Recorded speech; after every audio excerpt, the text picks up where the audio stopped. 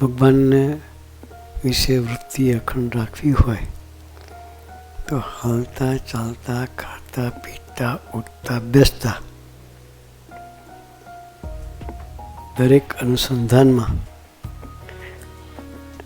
એ રાખીએ તો જ તમારી ભજનમાં વૃત્તિ રહે. એટલે આપણે બધા દરેક ક્રિયાના વિશે સ્વામીજીને અનુસંધાન રાખીને કરવાની.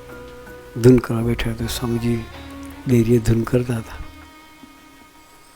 આપણે બધા બેસી જતા હતા ટોળું વળીને સાઈના આસનની આજુબાજુ.